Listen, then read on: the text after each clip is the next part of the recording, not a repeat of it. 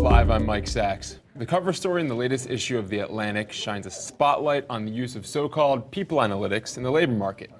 Instead of looking at hiring as an art, more companies are seeing it as a science, using algorithms to find and even promote talent. Joining me to discuss this trend and the pros and cons of having big data meet human resources, we're joined by Hausknecht. He is an associate professor of human resource studies at Cornell.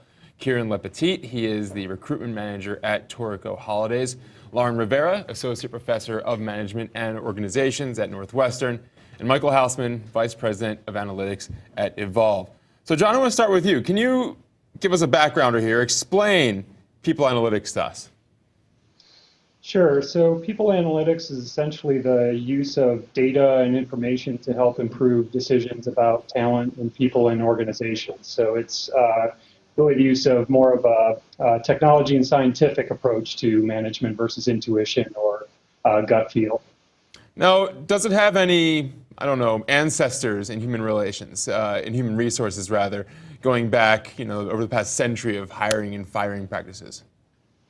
So I think while we've always had approaches that are more data-driven in human resources, it's only recently that we've seen this explosion of technology and I think data availability. So yes, I think there is a history of using data for HR decision-making, but it's much more commonplace now to see companies really investing in the technology and the skill sets to do this kind of work. Now, beyond cover stories, trend pieces on people analytics, how widespread really is this practice? Well, I think if you look across, say, Fortune 500 companies, almost all of them are going to be doing basic reporting on people metrics, so headcount, compensation, and maybe diversity in some other areas. And then you have another subset there that I think is investing more in analytics capabilities. Then you have a select few that have been written about in the popular press, the Googles and others, that have a dedicated team of analysts inside the company that are working with data and really have invested quite a bit in making people analytics central function for the organization. Now, Kieran, your company, it's an internet travel wholesaler. You've got about, 500 people on your roll. So do you use analytics in any which way, however defined, in your hiring and firing? Yes, certainly. In terms of the management training program, we bring in analytics at a later stage in the application process, use it as a final sort of draw into really, making the decision process a little bit easier for us on that final tick of the box. And in other positions, such as technology positions, like in our IT division, we, instead of integrating or taking up the time of the IT manager, the technical person, at an early stage, we'll get them to devise an analytics test. And that way we can certainly save a lot of time and interview a lot larger amount of people. Kieran, what are those tests then? We're talking more in generalities about these metrics, what the data is, but where are you calling it from? What types of silos are you looking at? Are you seeing how fast someone can type, just like an old school type of metric, or what are you looking at? Now, on the management training program, I actually introduced it's about an hour's worth of testing. So on the first stage, we'll be looking at their sales fundamentals and things along those lines. And then as we go through, it will develop into business planning, email etiquette, and ways they correspond potentially with our clients and how they correspond internally as well.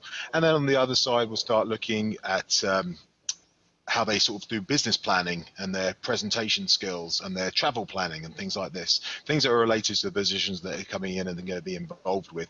And these are things that you can't, you can ask people at an interview, how are you at travel planning? And they're all going to say, oh yeah, I'm brilliant. I always make my connecting flights. But it's not just about that. It's about really being able to see if they even understand the terminology that's used in that area and seeing how much planning they put into that.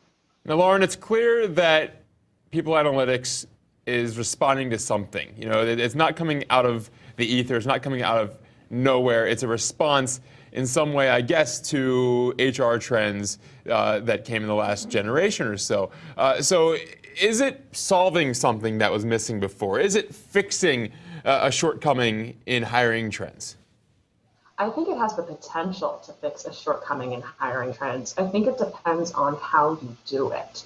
So it's definitely a step up from the typical hiring as an art, not science that you talked about before, where we rely on unstructured interviews, where, as Kieran said, you just have to say, how are you at travel planning, which we know are some of the worst predictors of on-the-job performance. In terms of do they do any better, it requires a ton of data to do better. Simply capturing analytics about individuals isn't necessarily going to do the trick in terms of selecting the right people who will do the best job. It requires a ton of information. It depends on, if we're looking at firms that kind of use an algorithm to do new hires, et cetera, you have to get the equations and the algorithm right. And in order to do that, you have to have a ton of information. You need information on the front end of people who are applying. You need detailed performance information, which a lot of firms simply don't track. So in order to have this solve that problem and really make it a science, and not only a science that is quantifiable, but one that works, it requires a ton of information, and a lot of employers don't yet have that type of information. But then you need people who are willing to be guinea pigs, either in the applicant pool or once they're on the inside. They have to sign up for this kind of measurement, this kind of data collection on them. So is there any resistance within companies or, again, within hiring pools of people to hand over that kind of information? And please be specific what information we're talking about here, because, again, it's not just, your SAT scores or something. It's really specific, perhaps invasive ways in which you work that you might actually want to hide in some job interviews. Yeah. So I don't necessarily think it's invasive. When you look at what a lot of firms do, how they actually hire, they're basically looking at resume information and an unstructured interview. And when we look at resume information, it's pretty generic stuff. Where did you work? What school did you go to? What degrees do you have? Et cetera. And then the unstructured interview, a lot of organizations, you just have a chit chat about how's your day, and let me ask you some questions if you want to do this job, et cetera. So a lot of the data that you would need to predict performance accurately is not invasive. I think one way to do this is, first of all, again, you need to have quantifiable performance metrics once someone's on the job, so you can accurately predict who does well on the job. And once you figure that out, you can also begin to collect data on the front end, again, in terms of predictors, whether they're psychological tests, et cetera. It can be very, very quick tests, et cetera. This isn't necessarily your shopping patterns, et cetera, really invasive data. It can be, just things that people ordinarily share with the world on Facebook, et cetera. Now, Michael, I'll get to you in a moment, but John and Lauren, I want to stick with you for a second on this as our professionals here when it comes to studying human resources and looking into the sociology of management. When you're mentioning the type of data one has to get, even with resume points, even things that have to do with resume points, does this mean that perhaps the references your future employer might call will be more like collecting, I don't know, your medical records when you change doctors, where your current employer will be keeping such metrics on you that then can be looked at by a future employer more than just a letter of reference saying, hey, he's a good worker, he's a good guy, he's done well, you can take him, he's fine. It'll be more like looking at a breakdown, looking at a chart. Is this the future? And John, please.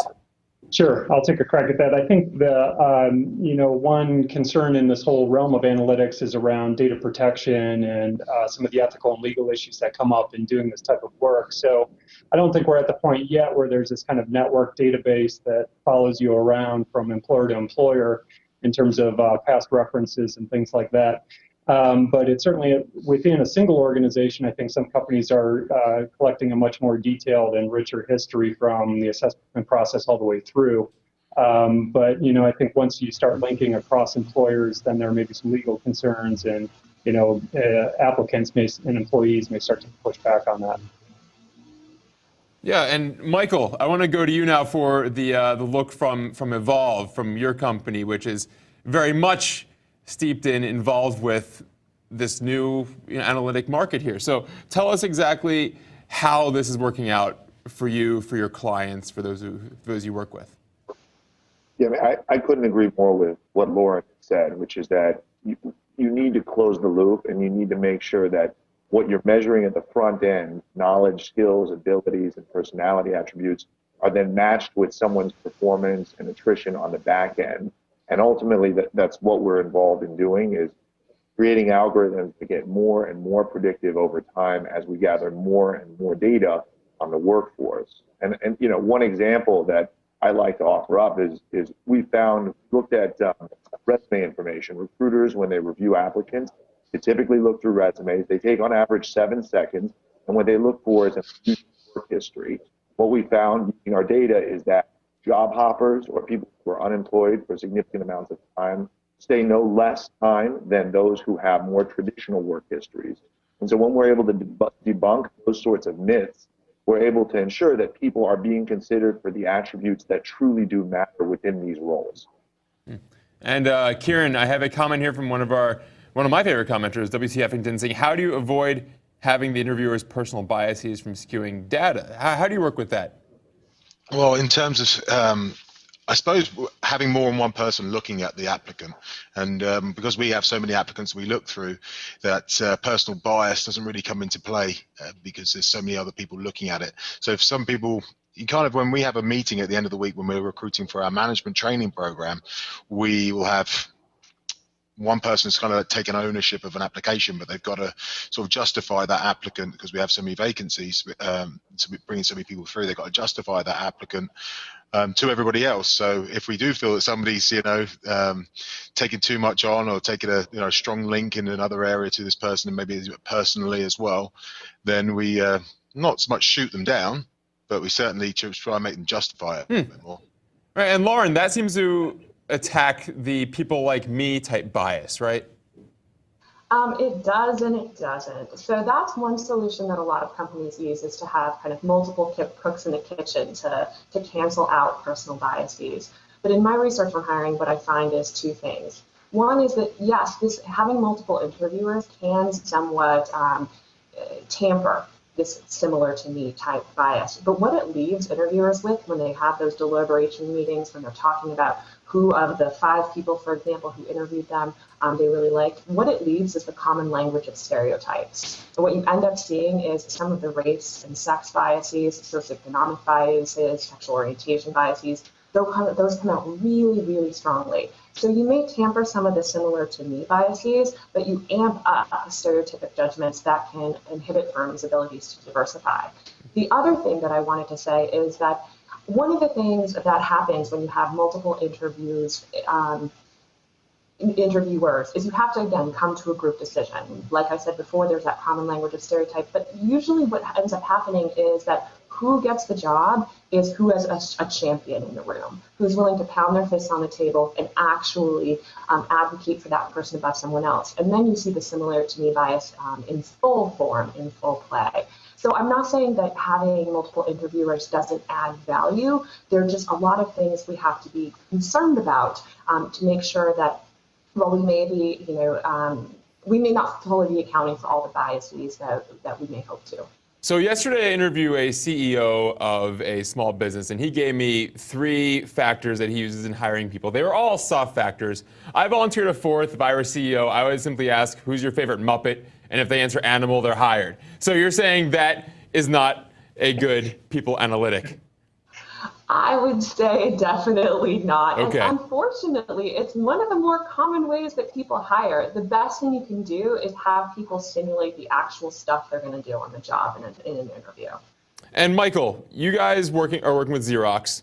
Xerox is obviously a giant company that is it's pretty well steeped in tech and data.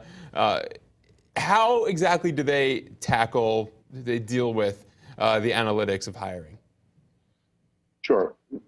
So we'll partner with clients like Xerox, and we'll capture all this information at the point of application. So, we'll get at the knowledge, skills, and abilities. We'll get at various behavioral and personality attributes, and then we'll render a score based on how someone does on the assessment.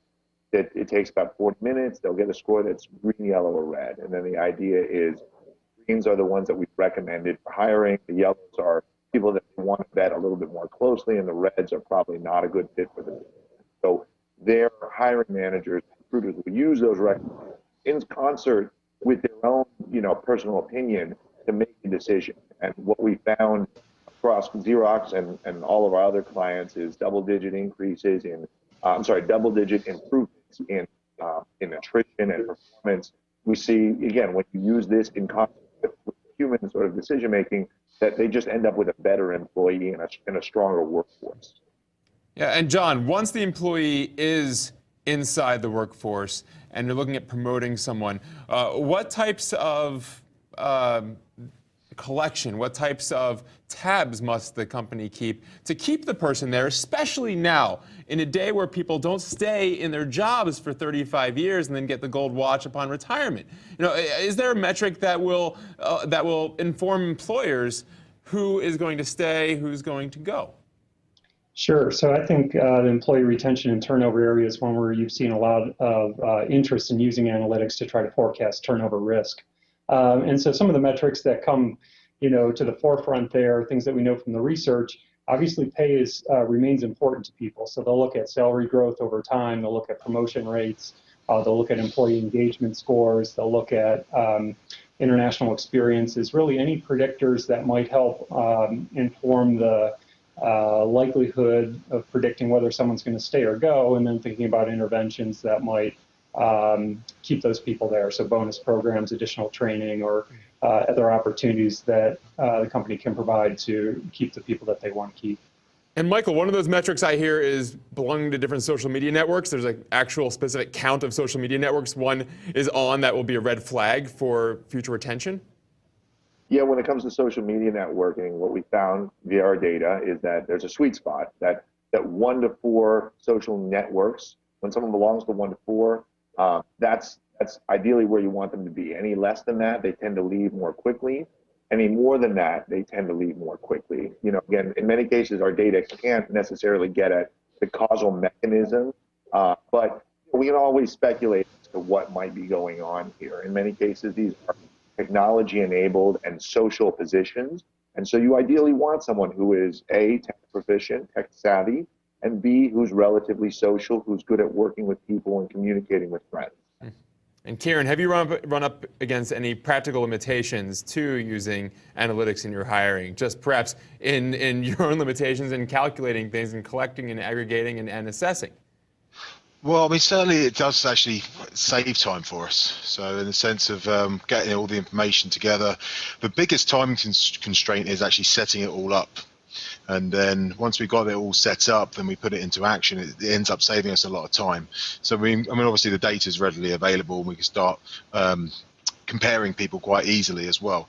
Now, certainly people can have a bad day, and if they woke up in the morning, got out of bed the wrong side, or stuck in a traffic jam or whatever it was, they may not perform at their best. And we really have to take it with a pinch of salt as well. So as much as you can see, we introduce it at a later stage, and I think a lot of employers bring it in an early stage. And once somebody's gone through 1, 2, 3 stages of interview with us, maybe face to face and telephone and video calls and whatever else, and they do a final stage analytics testing session, and they perform badly in certain areas where you kind of like, you don't foresee that to happen. You kind of take it with a pinch of salt as well, and you have to throw caution to the wind, and in some circumstances where you take them on anyway. So it goes back to saying how important is it. I still think it's very important. You've got to marry it against a whole application, though. I don't think it should.